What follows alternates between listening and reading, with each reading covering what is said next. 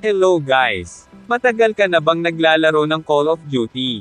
Subalit hindi mo alam kung paano mag-recharge ng CP or Call of Duty points para sa iyong Call of Duty account? Huwag kang mag-alala sa bidyong ito. Tuturuan ko kayo kung paano mag-recharge ng CP para sa inyong Mobile Legends account gamit ang Code Shop at ang ating mode of payment ay regular load sa aking SIM card na TM. Pero bago ang lahat, i-like mo ang bidyong ito, i-share mo na rin sa mga kaibigan mo at higit sa lahat mag-subscribe at i-hit ang bell para ma-notify ka agad sa mga susunod na bidyong i-upload ko. Salamat! Magsimula na tayo. Ito ang aking Call of Duty account. Sa katunayan, wala pa akong CP sa aking account dahil never ko pang sinubukang mag-recharge. Mahalagang malaman natin kung ilan ang ating CP sa ating account bago tayo mag-recharge para malaman natin mamaya kung ilan ang dumagdag at kung successful nga ba ang ating pag-recharge ng CP or Call of Duty points. Ang susunod nating gawin ay pupunta tayo sa ating Google. E-search mo sa Google ang Forever. Ay mali, ST ang Code Shop pala. Pindutin lang ang Code Shop at direkta na tayong dadalhin sa site ng Code Shop. And now, andito na tayo. Huwag ka nang magpaligoy-ligoy pa, pindutin na ang Call of Duty Mobile. Ang susunod ay, sa number 1, pumili ka ng vouchers or Garena Shells na gusto mong bilhin. Pero bago ang lahat, e-explain ko muna sa inyo kung ano nga ba ang Garena Shells. Ang Garena Shells na ating vouchers ay gagamitin natin mamaya para pang-exchange ng CP or COD points. Halimbawa, ang 10 Garena Shells ay may katumbas na 16 Call of Duty points plus may 4 na bonus. Ang 20 Garena Shells naman ay katumbas ng 32 CP plus 8 bonus. Ang 50 Garena Shells naman ay equals to 80 CP plus 20 CP bonus. At marami pa. At sana, naintindihan mo na kung ano ang purpose ng Garena Shells. Ngayon, pipili na ako ng halaga ng Garena Shells na aking bibilhin. Dahil wala ako pera, kaya 10 Garena Shells na lang ang bibilhin ko. Pwede kayong bumili nga 20 Garena Shells, 50 Garena Shells, 100 Garena Shells at marami pa, basta kaya nyo lang bayaran. Sa number 2, select payment method. Ano ang iyong gagamiting pambayad? Marami kang pagpipilian dito, tulad ng GCash, TM Globe, Smart TNT, Code Cash, Maya at marami pang iba. At ang aking gagamiting pambayad ay Regioler na load sa akin SIM card na TM. Ayan, ang 10 Garena Shells ay nagkakahalaga ng 14 pesos na regular load sa TM. Sa number 3, dito naman, dapat mong ilagay ang iyong Gmail. At kapag nalagay mo na, pindutin lang ang Buy Now.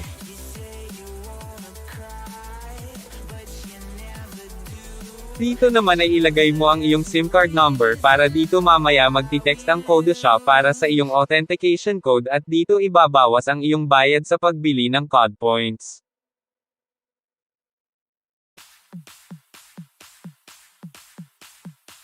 Pag okay na, i-click ang ituloy. Hintayin lamang ang text authentication code sa iyong messages. Kapag dumating na, kunin ito at ilagay sa mga boxes.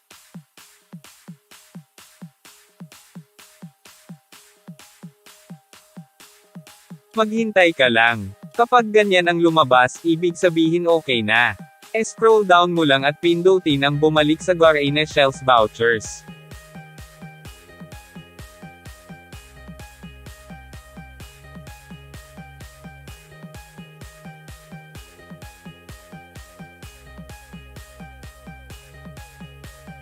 Dito naman ay, tingnan mabuti, e-copy natin ang mga numero na ito. Ito lang ang e-copy natin.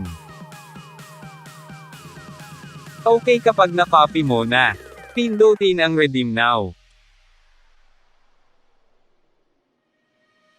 Pagkatapos, pindutin lang ang Call of Duty Mobile Garena. Susunod, choose Login Method.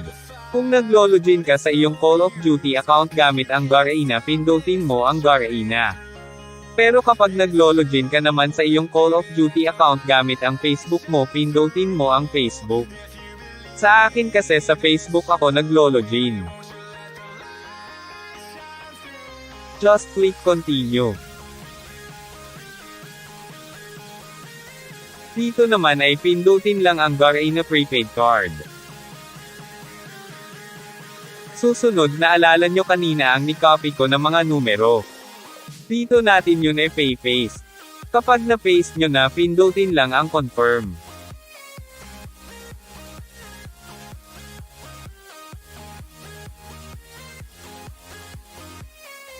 Ayan, successfully ang pagbili ko ng CP. Kapag ganyan na ang lumabas ay okay na yan. Ang susunod mong gagawin ay i-open mo ulit ang iyong Call of Duty account para tingnan kung pumasok na nga ba ang CP na iyong binili. Hintayin lamang.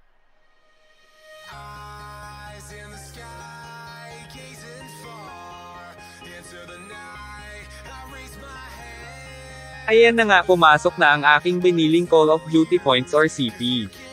Kanina, wala pa akong CP, at ngayon na nga ay meron na ako 20 na CP.